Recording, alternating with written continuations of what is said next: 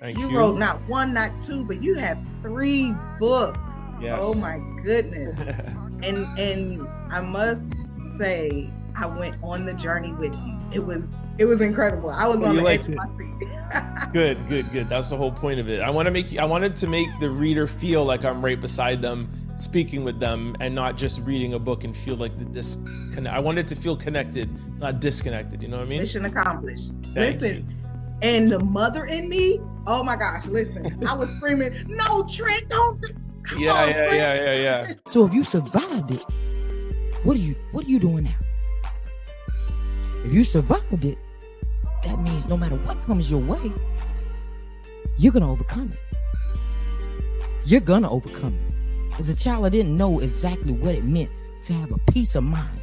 I didn't know exactly what it meant to have faith of a mustard seed. But when you start going through things in your life, and storms get to raging, you start understanding just what mama said, just what your parents try to tell you. You understand all of that. And in this lifetime right now, a peace of mind is the best thing you can ever have. Especially when you went through this and you went through that. And you got through this and you got through that. Because you survived it.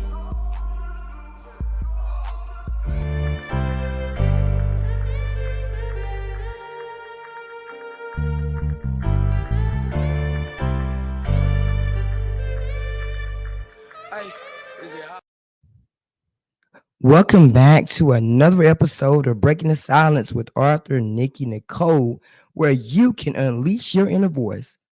Man, season 5 is still going with some amazing people, taking things to the next level and winning. Over the past few seasons, you've seen pain uncovered, new talent discovered, and transformation has occurred. Every episode has broke the silence in some type of way. And I will continue to shine the light even in the darkness to empower people to rise to the next level. It's time for us to be heard. It's time for us to be healed, and it's time to transform. So let me get into the reason why we're here today. My guest is Miss, I hope I'm saying this name right. I always mess people's names up at times, but I hope that I'm saying it right. If I'm not, I hope she can correct me. Miss Karonna J. Hosey. She is a speaker, author, singer, songwriter, you name it. She is it. And I'm so excited about having this conversation with her today to find out how she became the woman she is today and still winning. So after her countdown, please welcome her to the Breaking the Silence platform.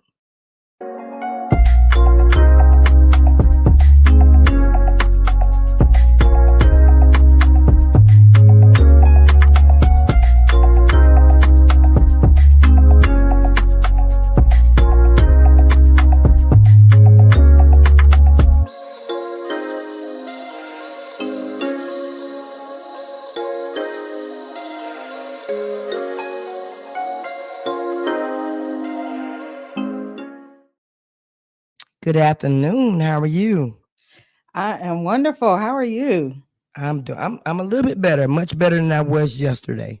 All So right. it's a good day. So tell everybody a little bit about yourself today. Whew. My name is Karonna Hosey. Not like the beer, but Karonna. I am mother of 4, nana of 5. I grew up in Ohio, like Youngstown, Ohio area. I'm carpenter by trade, real estate broker by profession, singer, songwriter, author, speaker.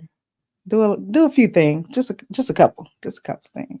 So yeah, I'm just out here, and I'm a podcast host. I have my banner up, Blowing Bubbles podcast. I'm out here spreading love and bubbles. So, Nice. I love it. So let's talk about your journey as an author first. What inspired you to write this amazing book that you have out now? funny story. I am a little bit of a neat freak, and when I travel a lot. When I travel, I always put my suitcase away immediately when I come home. And January 2023, I went to Fort Lauderdale for a funeral. and it was January, but it was almost 90 degrees down there. So I was amazed at the weather, and I swam in the ocean. Like every morning I'd get up and go for a sunrise swim. So by the time I got home, I was exhausted, and I left my suitcase at the foot of my bed. I didn't put it away this time. Normally your house, you can walk blindfolded if you have to. But this time I got up the next morning to go to the bathroom, and I tripped over that suitcase.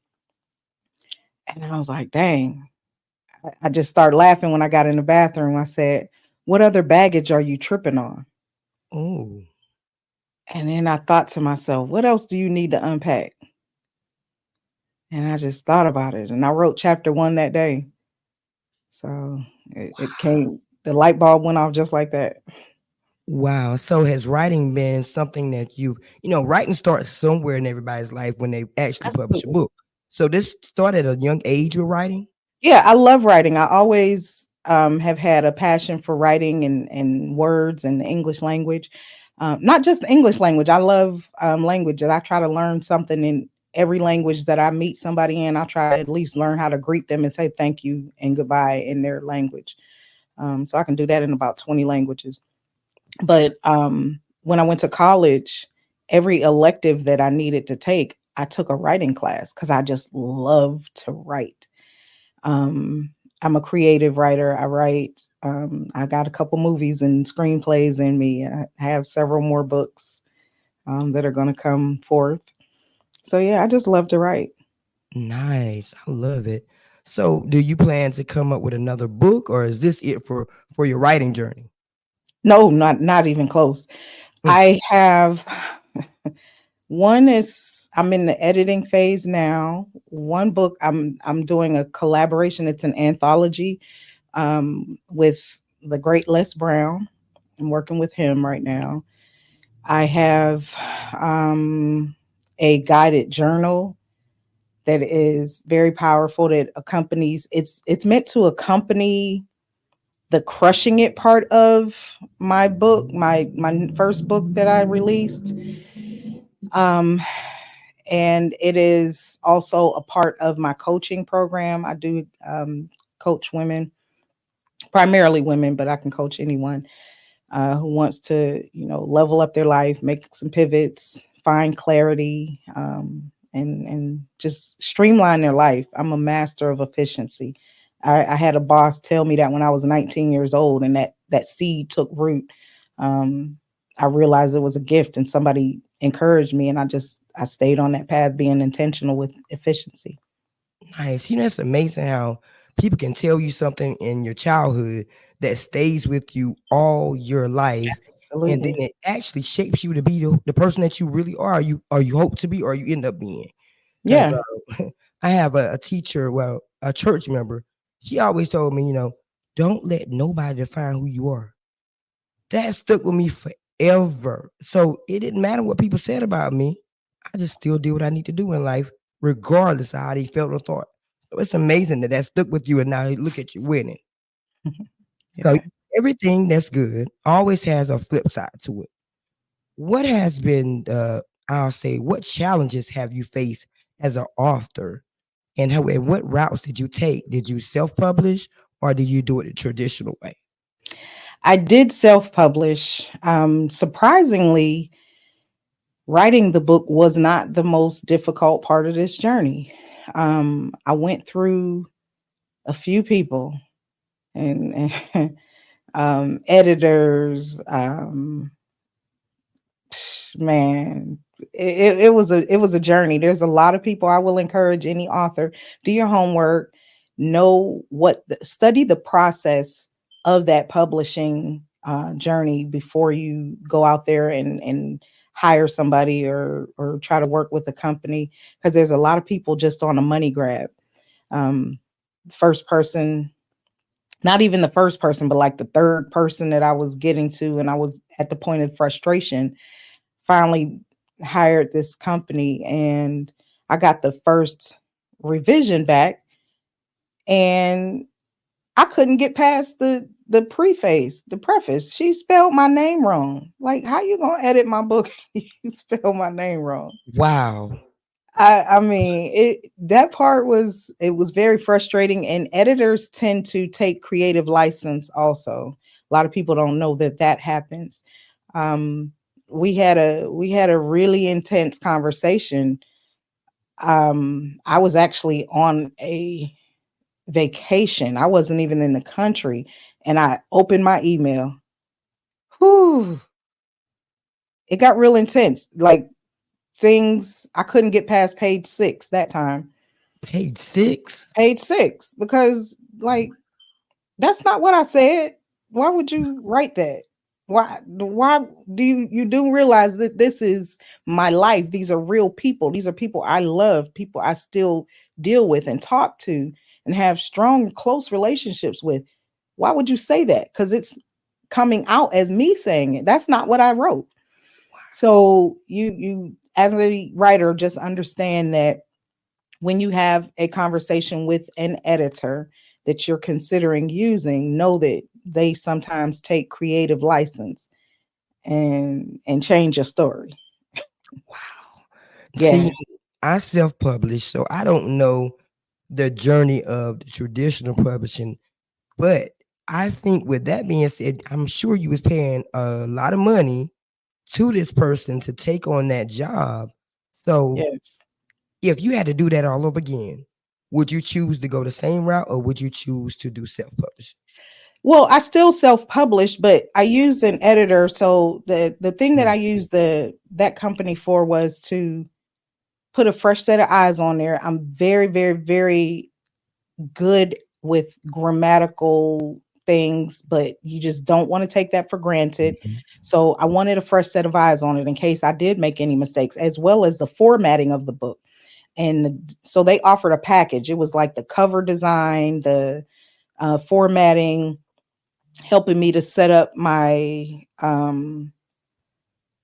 ISBNs, which I already had my own ISBNs.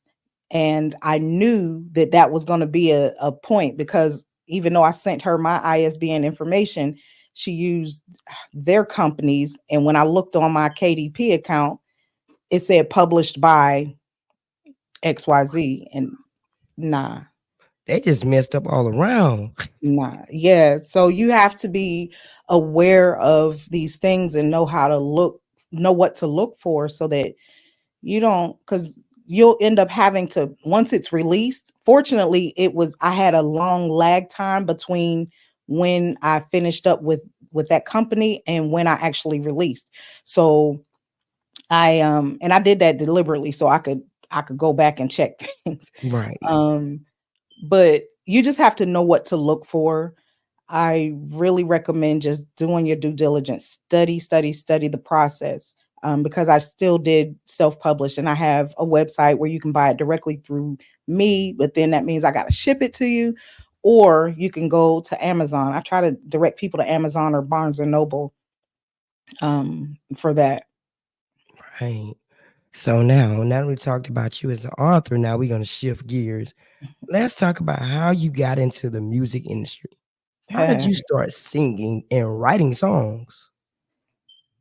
So I was kind of born into it. My mother is one of the most dynamic singers I've ever heard in my life. About this big and got the lungs of a whale. Like, she can blow still at her big age. My dad can sing. Um, my whole it's a most people in my family. There's more people in my family who can sing than cannot sing. So I've always loved music, but I didn't really know I could sing. I was in different choirs and stuff in school, and I had a choir teacher who used to always tell me, "You have such a beautiful voice," but I didn't really receive that from her. And she let me in the choir, because I walked in down the hall to the room where the choir room was at, and I peeked in and spoke to her, and she's like, "You're coming to choir, right?" And it was an audition choir, but I didn't have to audition. She knew, she heard me when I was in middle school. So when she saw me in high school, she was like, "Come here." And I didn't receive that affirmation from that teacher. When I was 23, I believe. I was living in Columbus, Ohio, and I came home one weekend to visit my family, and my mother had the radio blast, and we always had like giant speakers, and she had the radio blasting, and I remember Fire and Desire coming on, and I'm cranking it out. And my parents came and peeked in the room, and where that come from? And like, I'm the oldest, and my little sister is the one right under me, is 4 years younger than me, but she's been known to sing since she came home from the hospital. They're like, oh, she can cry on cue. She just on key. I'm sorry. She always just had like this perfect pitch. So I was so good at so many things. Nobody ever really thought maybe she can sing too. So that was the first time when my parents acknowledged me singing. That was the first time I really thought maybe I can sing.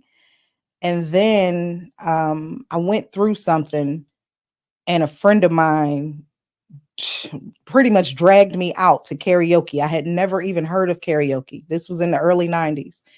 And he took me to karaoke, and he's like, get up there and sing. You Cheryl's child. I know you can sing.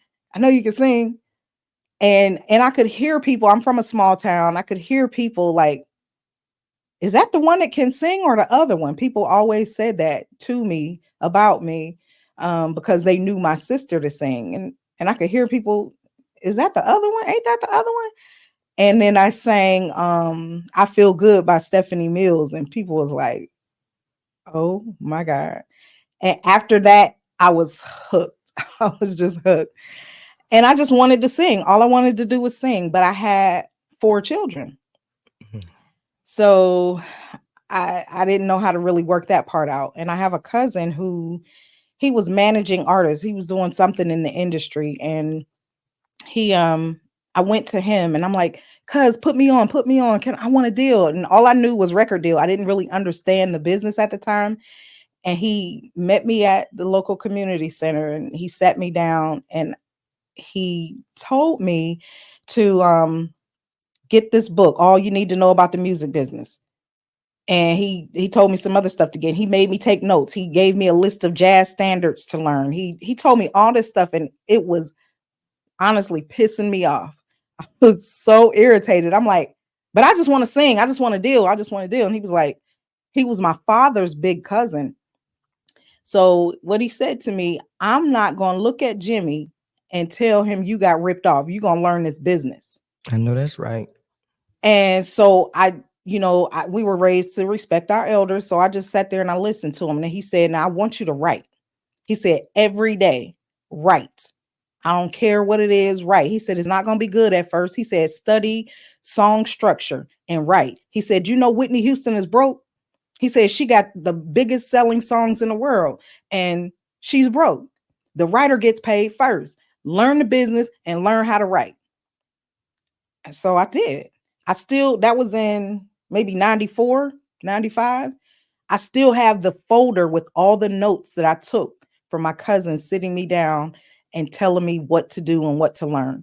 So now 30 years later, you can't touch me in this thing right here. I bet you can't. I know you can't.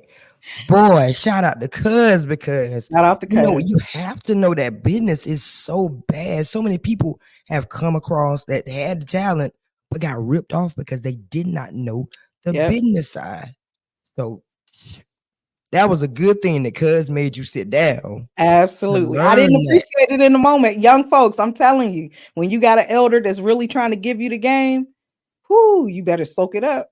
So but at least you like you said, you treat him with respect because you was raised that way and you listen. Not many people listen. Nope. So you listen and now you're winning because, like you said, the songwriter gets paid first. They get paid the most money. Honestly. They do. They get paid the most and first. The artist is the one that gets paid last. And usually they got to physically do some work. Yeah. You got to go out and until you hit a Beyonce status where you walk in the studio and they already know she's taking part of your publishing. Exactly. That's You're not gonna no take that one insult. on the chin because it's Beyonce. Whatever It's she Beyonce. said, she whisper on your track. You got to hit. So, Okay. Not with. but a So lot what of was people, they never, even people who've been had some level of success and made some sales, a lot of people still don't fully understand the publishing side of the business. So Mm. people, they rip themselves off by what they don't know. But see, you have to have your BMI. It's so many levels to being Absolutely. an artist for you to get paid and do it the right way that people don't educate people on that. They just all concerned about making the money. But the Right. artists don't think about these type of things either. They just concerned about making the money. But A lot of the you artists, they just want to be famous. They want the that's it. lifestyle that they see, That's it. But they and don't know they what it want to look takes. the part. Exactly. So what was that pivotal moment where you said, you know what? I'm going to do something in the music industry. I'm going to make this part of me and part of my life. Um, when I moved to Georgia is when I got really serious. So back in 1995, I had a big opportunity. I had several big opportunities, but the first big opportunity was, now, mind you, at this time, there was no internet. Hmm. And I'm watching, I had fell asleep with my TV on, and I woke up one morning to Donnie Simpson on BET interviewing this attorney. He was an entertainment attorney. When I tell you I tracked that man down, he happened to be coming to Ohio that next weekend. And he agreed to meet me at his hotel. He didn't tell me where he was going to meet me at, but it ended up being at his hotel. And he said he sent me his Sky Pager number. We had Sky Pagers at the time, but Oh, he didn't well. give me his PIN number. So I couldn't reach him. I kept calling them. I kept calling the hotel, and they wouldn't give me his information, but he was never in for them to just transfer to and I didn't know which hotel. I just knew I had a phone number. Mind you, again, this wasn't the days of the internet where you could just look Right. You're easily telling your look age. stuff You're up. telling your age now. Whoo, I'm a whole grandma out there. I ain't even ashamed right now. But and been a grandma for 13 years. So yeah. But Rewarding. yes. So when I finally did link up with him, I went to his hotel and he opened the door and he like staggered when he saw me. He said, "Thank God." And I said, "What?" He said, "I was so nervous to invite you to my hotel room. I didn't want to put myself in no bad situation. When I say I came suited and booted, I had the double-breasted suit on, and this, like I said, this was the 90s. I had the big French roll and the spiral curls, and so he was impressed by my appearance because I didn't come up there trying to throw myself at this man, just trying to get a music situation. So he invited me in, and we talked briefly, and he was like, "Okay, so let me hear you sing." And then I sang "I Will Always Love You" by Whitney Houston. And he's like, "Wow, okay." And he said, "I do have to go." It was a very short night. I wasn't even with this man 30 minutes. He said, "I do have to go. I love your presentation. I love your character, the way you present, the way you came at me, your demeanor, you're professional. Your voice is amazing. You got 2 weeks to be in LA. And me and my partner, we're gonna sign you.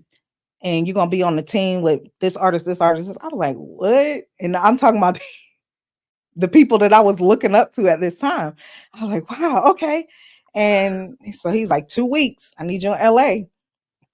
And we got you. You'll stay. He said something about where I'll stay. And I was like, something about my kids. And he was like, "Your kids? Uh-oh. You can come, but you got to figure that out later." Whoa. And I just like, my heart sunk. I couldn't leave my babies. No. I couldn't leave my babies. So I didn't go. Never even I only reached out to him one time after that to help me work through something legally in the music business. But nope, I didn't go. So that was the first time I had a big break, big opportunity. The second time I had a big opportunity, I sang at this festival in Vegas. And on the news, they said it was 20,000 people there or whatever. But opened up for like Denise Williams. It was a few people. So I sang at this event and I posted something about it on Facebook and somebody saw it in New York and they reached out to me. And there was a record label launching and I wanted to be a staff writer. And they gave me a shot, flew me to New York for a week. Whew. Yeah. So that one, that was a hard pill to swallow because I was married to somebody that I did not know beforehand was very, very jealous and very manipulative. And I'm in New York. First of all, I was living in Vegas. I flew to New York. It was November. It was like 90 degrees in Vegas when I left, and it didn't occur to me to pack better. So when I got to New York, it was cold. And my throat was like on fire the whole time. And I'm around people that everybody is blazing. So it was hard. And then y'all expect me to sing now? Right. But you're trying to push through. You don't dare complain. This one song, they love this record I wrote. I got an opportunity to place it with Mariah Carey. I mean, this is a major, major opportunity. And in the midst of this, my husband won't stop blowing my phone up. And I won't turn my phone off because I'm trying to reassure him. So it just came a point where, and let me tell y'all something. The worst thing that can happen to you if you have aspirations in this business is not ever getting a shot. The worst thing is getting a shot and somebody looking at you and saying, she's not ready. And that's what happened to me in that studio in Brooklyn, New York. Wow. She's not ready. But and they sent me back home. Stack of money, but they sent me back home. Oh no. Well, Yeah. At least they gave you some money though. But Oh yeah, I got paid. I got paid. You got paid. But it was a lost opportunity, and your name can get out there that don't work with her. Don't work with him. And it was foolish, but yeah, that happened. So then I came, that was 2009 maybe.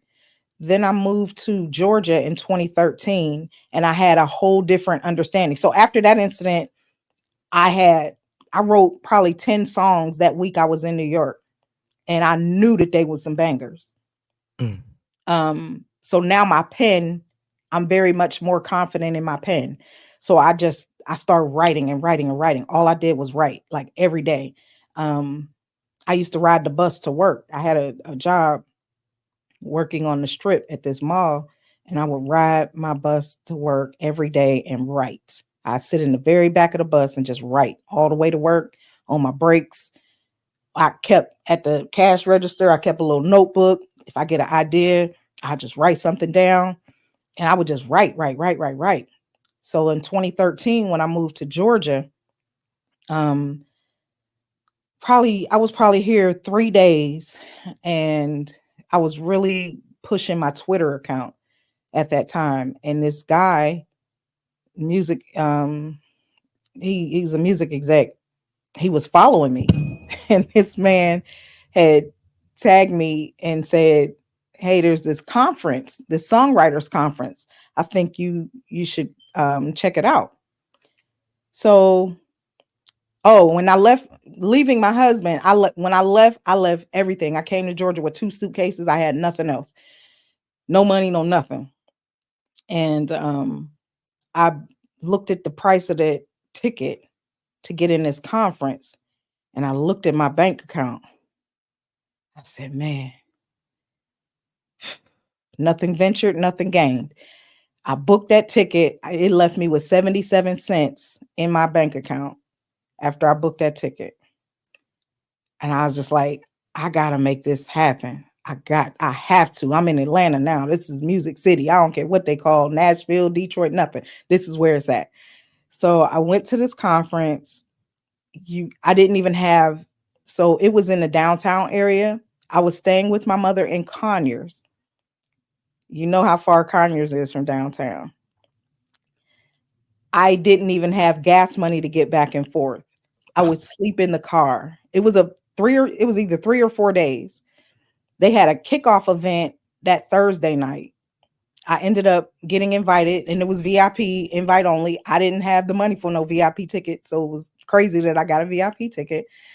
I'm sitting in the back of this room. I know nobody. I ain't been in Atlanta a week yet. Haven't even been here a week. So I'm sitting in the back of this loft, and I don't even know where it was at.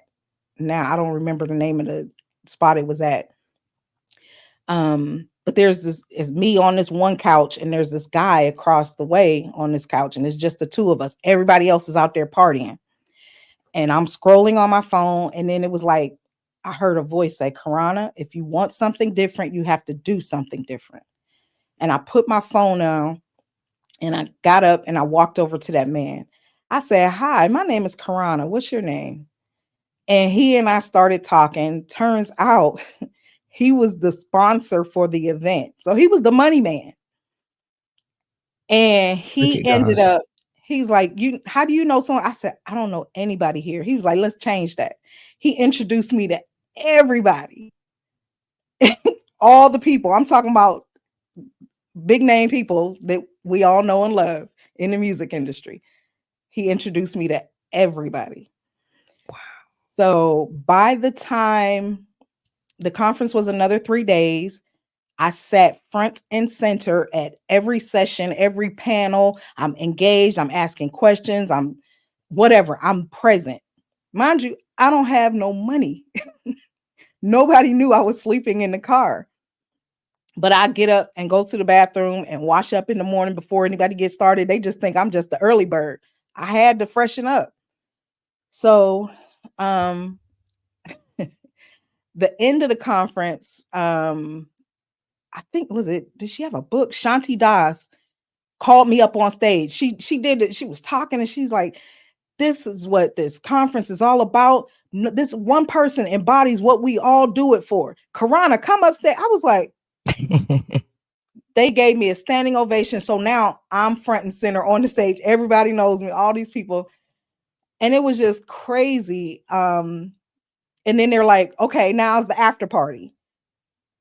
And we gotta go kick it. When I tell you, I didn't have any money. I did the whole freshen up in the bathroom thing because I had a whole suitcase full of stuff in the car so I could keep changing. I got freshened up to change to go to the next event, the closeout party. And it was at, I want to say the place was Harlem Nights, somewhere downtown Atlanta. And I go to pull up and it's like whatever they were charging for parking. I did not have any money. So I left. I didn't come in. I went home and I was sad for a hot second, but I didn't even let it weigh me down because I had all these amazing contacts now and I had made all these relationships and learned so much at this conference. I went home and made a spreadsheet of all the people that I'm going to call, all the contacts that I made, what this person does, what they do. And I made a list of priorities on who I was going to call first so that I could stay connected to everybody. They was blowing my phone up till about 4:00 in the morning. Like, where you at? Where you at? Where you at? And I'm like, oh, I was tired. I just went home. They never knew. I kept a smile on my face and they didn't know until like 2 years later. I went to that same conference and they just passed me the mic at the end. It was like, it became the thing. Every year I started going every year and they would pass me the mic at the end. And I told that story to encourage people because there was a lot of people walking around, woe is me. I said, nobody ever knew. I ain't have no money. Some of the times I wasn't eating. I was just chilling, but I was there. I was live. I was present and I was having fun and I was learning and making relationships. So right then and there, I knew I had that something because I could put my pride aside. I could put my circumstances aside and I could stay on course. And if you can do that, you stand a chance in this business. Right. But you know what? It was for you. That Absolutely. moment was for you. God, that was God. That was No God in that doubt. whole No doubt. situation. No doubt. It was for you. That was already in your book. That was your Oh yeah. chapter. Oh yeah. So nobody can't say that what's for you is not for you because things happen sometimes we can't explain other than saying God. But God, absolutely. And my life is full of those instances, and I to this day, that's been over 10 years. To this day, I still have relationships with these people that I can pick up the phone and call their cell phone and they answer. So I'm forever grateful for that experience. Absolutely. So I'm gonna close out with this question on as far as your you being a singer because I gotta get a little bit of the podcasting world. So every artist I ask, what do you think is the most important factor when it comes down to writing a song? The lyrics or the beat? The lyrics. The lyrics. We say that. I tell people if the sound system goes out and that beat is not dropping, if your words don't mean anything, your song don't mean anything. Like, That's the best definition I've heard so far. Wow, when the beat don't drop. Now that makes sense. That makes sense because I always say if I hear the beat of a song, the first 20 seconds, if it's not a good beat, I'm skipping. So I never give the lyrics a chance because yeah. I gotta See, feel I'm the old music. school. I'm Yeah. old school. Back in the day, the musician accompanied the singer. Now you got these super producers who are out front. The beat wants to shine over the song. No, it's about my song. Mm. Yes, we're collaborating on this song, but no, your song enhances my lyrics, not the other way around. So if you're not a strong writer and you don't have anything to say, okay. Wow. I want to write those kind of songs that 30 years from now, it's still, like we can't hear a Frankie Beverly song without everybody before I let you go. Like I want that. Yes. I want to write those timeless records that people still blow, that people 2 generations from now want to remake. Right. But I'm stuck in the 90s. I love the Oh, 90s and 90s was, before music. oh my gosh. That's my era. I can't do 90s was nothing it today.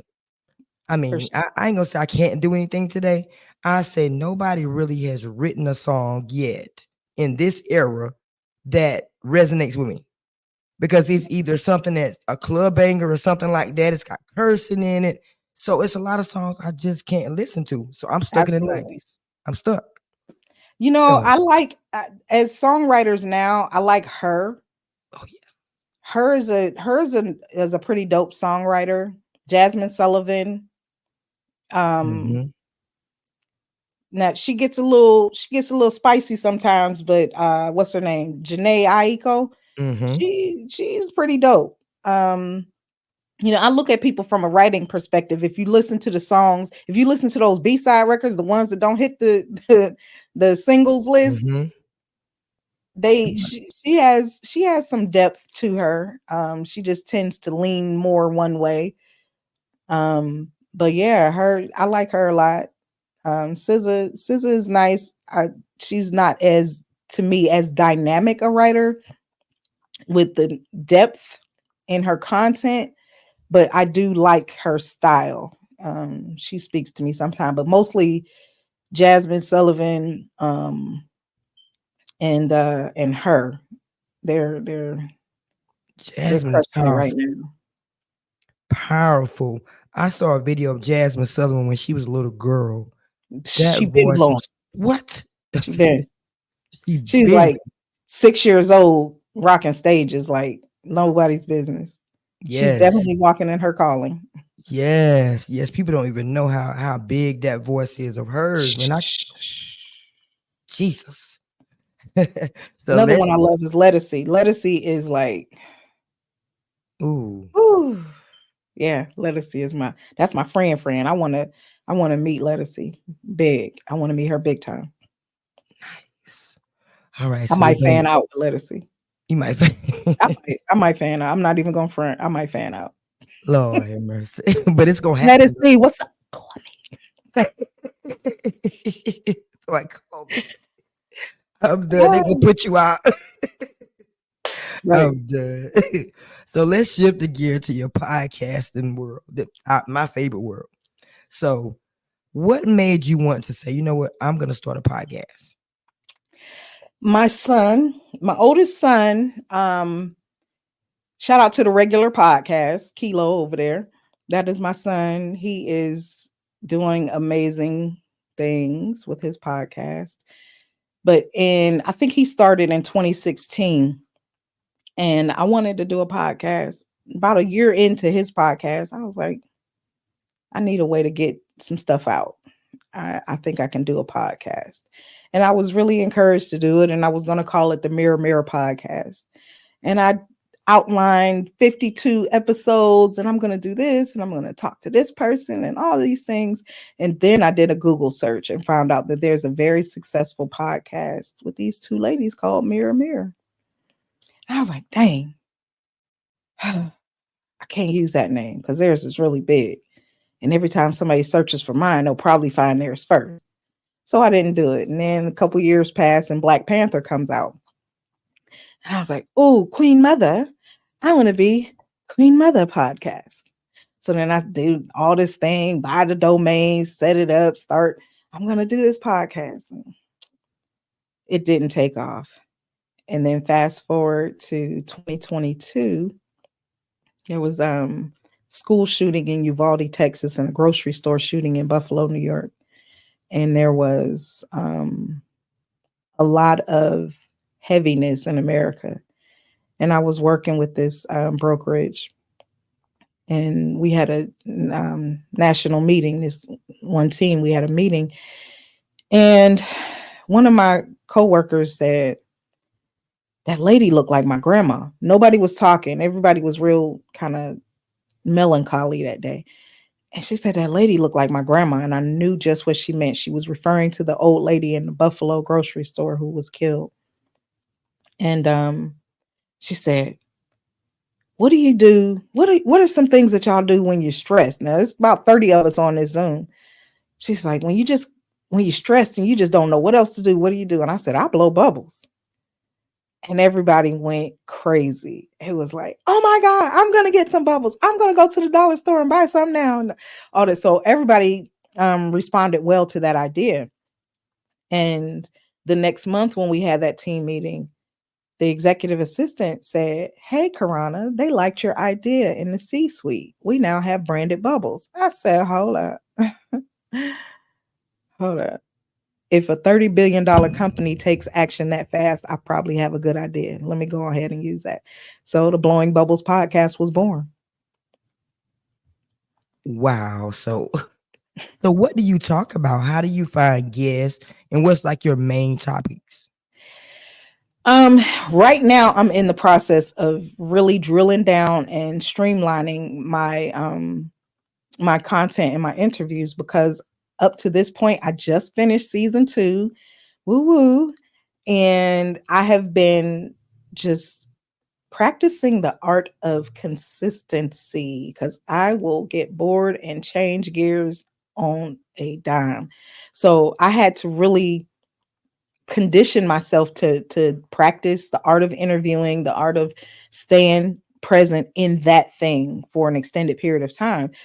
My mission statement is mastering motherhood through sisterhood while finding balance and building legacies. So I would see a lot of overwhelmed mothers on social media crying out for this, that, and the other. Now I'm a mother of 4. When I had number 4, number 1 was 5. I never had to take one of them to the hospital. Like, I think I did something right. I figured it out. Ain't nobody die. We good. So that's my funny way of saying, I have a little bit of wisdom. Let me help you through this journey. I've been there, done that. And so it's geared toward motherhood. So next season, what you're going to see is me really locked in on my purpose. And it's not only speaking to mothers, but things that encourage, educate, and inform mothers. Things that entertain mothers. We're going to just really lock in this season coming, which will launch back in January. I take the last 2 years of the 2 months of the year to travel. I've been doing that for probably 20 years. So I travel November, December, and I do a lot of my charity stuff and all of that at the end of the year. So when we launch back in January, we're gonna have a whole new, bigger, better platform. And thus far, I this season I had some booking assistance. I had PR with Live with Carisha, a partnership with Mhm. her. She's been dope and instrumental in securing a lot of my guests and my studio time. Like, she's taken a tremendous load off of my shoulders. Whew, I don't know. I don't know if I would have made it this far this season if it was not for my collaboration with Carisha. Nice. I Um, love so it. yeah, Well, congratulations on making it to season two because most people don't make it that far, but if you make it right. that far, then it's in you. It was supposed to happen. So, with that being said, we as podcasters know that there are challenges as well as rewarding experiences. What is your? I say, let's start with the rewarding part first. What is the most rewarding part about you being a podcaster? Seeing people's lives change. Um, Either with my guests, a lot of people, okay, the title of the podcast is the Blowing Bubbles podcast, and people always say, I didn't know what to expect. I didn't know it was going to be like this. I like no guest leaves the way they came. They always are blown away. Um, I freestyle everything. I don't pre-write questions. I do very, very little. Um, I don't think I ever really, maybe once or twice, interviewed somebody ahead of time. I love the art of freestyle conversation because I want it to be just that, a conversation more than an interview per se. They don't know what I'm going to ask and I don't know what they're going to say.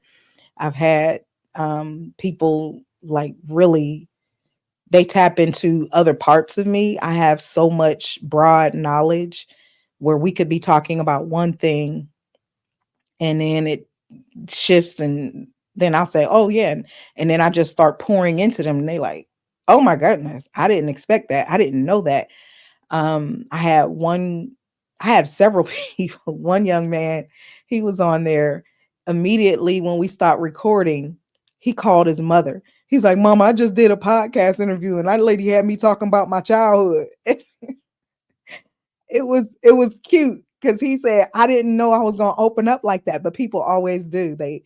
I have a gift for disarming people and they really share. So that is the most rewarding thing, seeing people, both my guests and the people watching. I've had people DM me or call me if they know me, and tell me, "Oh my goodness, that blessed my heart. I didn't I didn't know that this was possible. That girl inspired me. That guy, something he said really touched me." So those type of things, it makes it all worth it. Yes, it does. It really does. Now, on the flip side, because we have the rewarding parts, we know that we're walking in our purpose when we have those moments with people when we know we're connecting people to people, or we're changing their lives, or we bringing a story to the front that nobody thinks about, sharing. And Mhm. like you said, I like to have conversations in the beginning. Now, I started off with questions because people wanted to be prepared for what they was going to happen. And at first, I thought that was a good thing. Then I had one guest that was also a podcaster. And he said, "You know what? You need to start having conversations." He said, "I think you're going to do well because it's going to come off more authentic and it's going to make you become yourself more in that seat behind that mic." So Right. one day I was like, I'm nervous. I said, "I don't think I can do that." So I tried it one time. Man, I felt so good. I said, "This feels so good just to sit here and just listen, actively listen, and Yep. just respond. That's all I'm doing." And those are the best interviews when you can sit down and you can just have a conversation. And it makes Yes. everybody comfortable too. Yes. Yes. Makes them comfortable. So that was the best thing he could have ever told me. But you get some guests that say, "Well, why can't you send me the questions?" Because for one, when y'all send you the questions, I learned too, they answer every question before you can ask it. Yep. And then interview over. Yep. Interview over. So I realized then, okay, yeah, we can't do this no more because now what am I gonna ask if you answered all the questions? Yep. They want to control the flow of it. Exactly. I had somebody who I quit doing lives because I had somebody spaz out on me on live. Oh I was no. like, okay, thank you for coming. On live? On live. Her child is in the background cussing her out, and she's sitting there cussing and fussing, and she like, why you ask me that? Oh. Wait. See, I would have did a countdown on her. And Oh then I'd no, be back up there by myself. it was really it caught me off guard. I was like, okay, I haven't done a live since. I bet. But you know what? I don't do lives anymore because when you do the lives and your guests don't show up, then you still feel obligated To to at go, least address your audience and let them know what's going on. So instead of me doing lives anymore and like embarrassing that person or myself, I just don't do lives anymore because I feel like that's making the other person look bad because now I got to go up and tell them they didn't show up. yeah. So I stopped doing that. I'm having a challenge with that because my audience got so used to me going live at 8:45 on Wednesday nights that they're not tuned in to my YouTube channel or to my, my Apple Podcasts or Spotify. And I'm constantly telling them they're pre-recorded. I'm still doing podcasts. They didn't. So just drop the episodes at that time to fix it. I guess. I don't know. That's how you do it. If they're used to that, now you just keep your pre-recording going, but just drop the episodes when you normally go live. Yeah. Schedule it out on YouTube for that time. That makes sense. And you winning. They're not going to YouTube. That's the thing. I got them spoiled. They were on Facebook. Oh. So I was using StreamYard broadcasting through Facebook and YouTube, but they would only tune in on Facebook. And I keep telling them, go to YouTube, subscribe to the YouTube so you'll know when I drop. You'll know when I drop. Yeah, it's just I gotta be more consistent. That's the thing. I need hey techie people. I need an assistant to make this thing happen. Okay. That's how you know you're growing and you elevating. You say you need an assistant. I said, I do. I'm not. You wouldn't know I majored in computer science. I feel like I'm 900 years old when it comes to figuring this stuff out. I'm like, this tech stuff is ooh. Yes, this tech. Well, I'm a tech geek, so I can't. I'm real tech savvy, so I can't. I was about to jump on that, but it gets harder and harder every day because there's something new happening every single day in the world of technology. So really, you have to keep up. You have to keep up. And I'm doing too much of the creating and I'm doing the administrative stuff, and as well as I'm speaking a lot more and I'm coaching a lot more, and I just don't have time to keep up. So now, how is the coaching journey going? Now you said coaching. Now, yes, the coaching journey is fun. I'm really enjoying it because I get to not only see somebody's glow up, but I get to hold their hand and guide them to that glow up. Like it's me just being me, using my natural gifts and all of my acquired skills and pouring that into somebody else. And it makes sense because all my life it felt like I was just scattered. I would be doing this and then I'd be doing this and I'd be doing this and I'd be doing this. Now all of those experiences, because I was real good at all of it. I don't like to lose. So I'm not doing it if I'm not good at it. So all of those experiences now in my older, wiser self enables me to pour into somebody's life. And I can see, so when I was in school and I used to ball, I was a point guard. The point guard got to be able to see the whole floor. Those skills are coming out of me now in a way that I didn't expect 35, 40 years ago. Right. So it doesn't ever leave you. if it's really in you, it's in you. And I can say it is in me. And I'm coaching. I have a great system. I have a community that I created for accountability. So I'm not only working with the person one-on-one, but my accountability community is you can get in that group and partner up with somebody, and you know, iron sharpens iron. Yeah, that's it. So, we can just all push and encourage and uplift each other. So there's that. And then I have some group coaching, and then I have an elite program that I'm launching in January. Because the one-on-one takes a lot of time and energy. So I'm only gonna offer that to a few people at a time, 2, 3 most. But it is very rewarding because I get to see people's lives really change. I just graduated a lady out of my program yesterday, and she was like, first of all, she wasn't aware that I was gonna close her out, Mm. and she's like, "What, are you breaking up with me?" I'm like, Right, you breaking up with me. I've taken you as far as I'm gonna take you, and I recommended her to a mentor because I'm not the kind of coach that's trying to just keep you because so I can Right, get a check. right, I'm not right, that. I need to have a plan. It keeps me accountable also. So I want to be clear on this is my target end date with this client. I need them to be, we're gonna have your goal and clarity conversation in the beginning. If I can't hit that by this target, then that's me not being effective as a coach. right, So I'm holding myself accountable to you as well as you to me. Um, but I want to make sure that I'm doing what I'm supposed to do by my people. And when I closed her out yesterday, she was like, she didn't know how to take it at first, but then when I pointed out all the milestones she already hit, I'm like, I can't even give you any more homework. Like you, wow, she finished her first book and she sent it to me, and I kind of reviewed it yesterday. I'm like, you done. You didn't even think you had anything in you. Like, wow. now here you go. You did it. So how did Well you, done.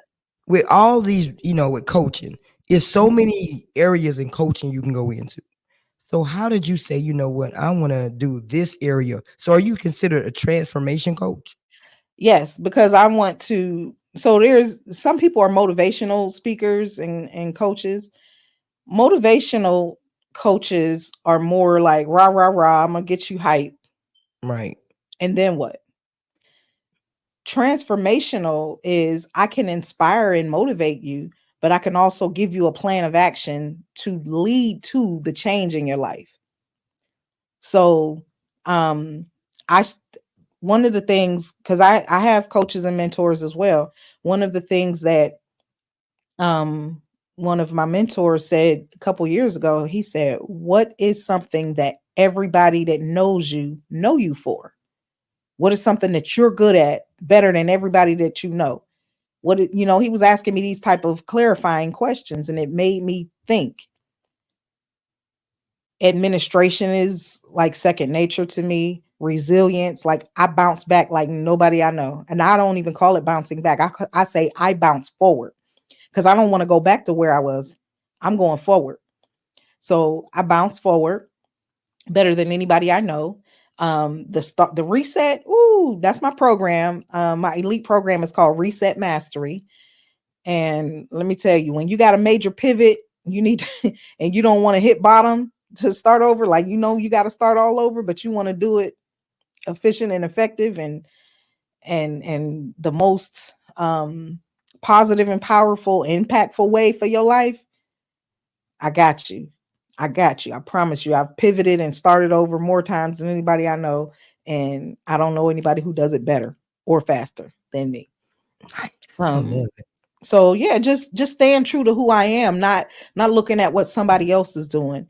Yes, Right, I can coach people on business, but I would rather kind of do that on a light consulting basis and put you with a business coach because I don't have the bandwidth. Knowing myself is the thing, because I will get involved. I will try to help you. I'll do too much. I be doing the most. I'm not even gonna lie. I do the most. So just me knowing me, I'm only gonna gloss over helping somebody with business. As much business savvy as I possess, I'm not digging into your business because I will do too much. So I'm gonna help you get there. I'll point you the direction you need to go. I'll give you all the information, but I'm not doing anything. So that was one of the things I had to learn about myself. And Without, boundaries. stop trying to take on too much. So resilience, grief. Unfortunately, I'm master level with that. Um, Domestic violence, and that start over. Nice. Man, this, not many people can keep me on the stage this long, but that means that we had a great conversation. I mean, a great conversation. So I'm down to my last question. Now, this is out of the box, but I always ask this question because everybody gives me a different response. If you had a moment to talk to your 18-year-old self and looking at where you are today, what advice would you give yourself at 18? Go to the Navy. Mm. Go to the Different. Navy. Period. I had the opportunity when I was when I was 18, I had 2 kids. And one of my best girlfriends, she followed me in everything that we did in school. She was not athletic. She couldn't play ball to save her life. So to stay around me, she was the manager of the basketball team. She going to get our water and carrying the balls and stuff. And when we got out of school, she enlisted in the Navy. And she tried to get me to follow her, but me being the egotist that I was at that time, I don't follow nobody. You follow me. I don't follow. That literally was my mindset. And I didn't go. But it would have given my children a much, much, much different life. And experiences that they ended up having. I can't say they didn't have a good life, but I just believe I would have been able to provide for them much better and been more stable. Um, and it might have been just for me. It might not have been as good for them, but that's one thing that I would have done differently. Um, and I tell my 18-year-old self that. Nice. I agree too, because the military is something I always want to do, but I had kids, and at that time, they would really give you a hard time if you had kids going Yeah, you into had to the give up military. custody. You had Yeah. to give up everything, and Yep. I just didn't know if I wanted to do that. So that kind of like, I'm like, I don't want to really leave them like that, and be going. So it would Mhm. always take me away from that idea and that notion. But going to the military would have changed my life too. I agree completely on that note. So this is what I call the BTS Spotlight of Fame. I'm gonna do your countdown, and then we'll come back. You're gonna have the platform. You're gonna be up there by yourself, and I want you to let everybody know where they can find you, how they can tune into your podcast, how they can buy that amazing book, anything about you. This light is on you for the world. Okay, so after the countdown, it's on you. Thank you. You're welcome.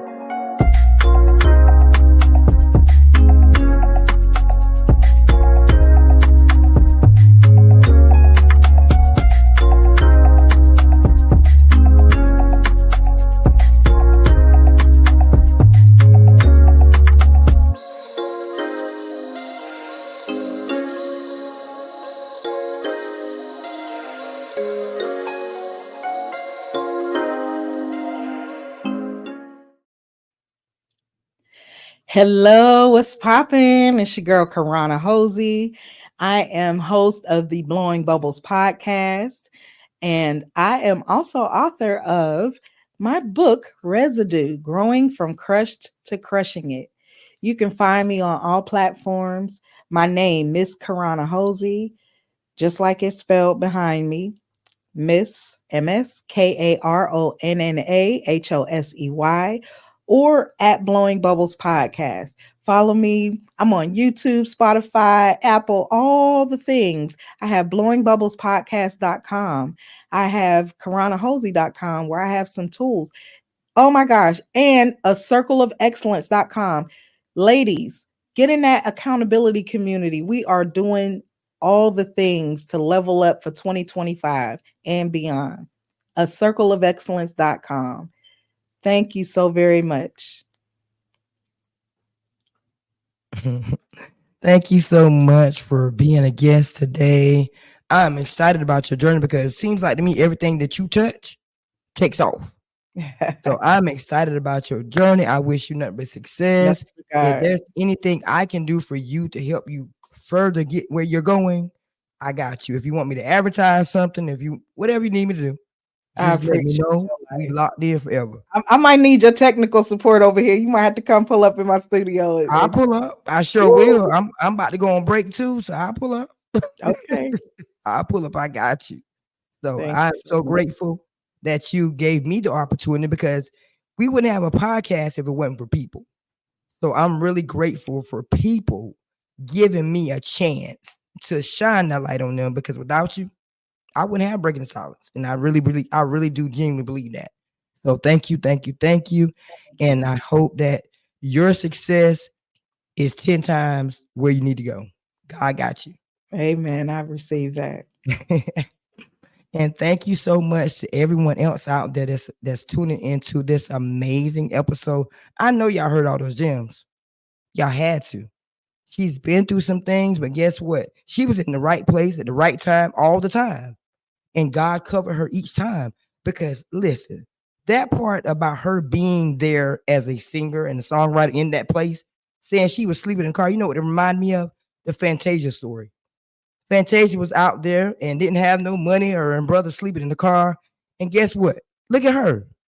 So you don't tell me that God is not in the building when stuff like this happens. You were supposed to be there. It was for you to connect with these people and rise. So when you do better, you know better, you do better, because you have to recognize when God is taking you somewhere. Not all the time we put the right address in the GPS. We put it in sometimes, but then you know what? Life is life. So it reroutes us every time. But when you get routed that time for your next destination, you have to know where you're going this time and own it. Own it. So let me get off my soapbox. I always do this. I get up here and get on the soapbox. So thank you so much for tuning in to another amazing episode of Breaking the Silence. I hope today's conversation has brought you some type of insight, encouragement, and reminder that you still can achieve whatever your heart desires. So as we continue this journey together, embrace yourself, love yourself, know that your voice matters, your life matters, and no matter what you're trying to do, trust me, just put God first and everything is going to fall in place. So I encourage you to reflect on your life, share, and continue to break the silence in your own life. Thank you for joining me on another episode of Breaking the Silence. I hope you found inspiration and insight in our conversation today. Remember, your voice matters, and sharing your story can be a powerful way to connect with others. So if you enjoyed this episode, please subscribe and share it with your friends and your family. Join me every Monday, Wednesday, and Friday at 2 p.m. Eastern Time on the YouTube channel for the next episode as I continue to explore the journeys that empower us to break from the silence. Until then, keep shining, winning, and unleashing your inner voice. Remember to use your voice to make a difference.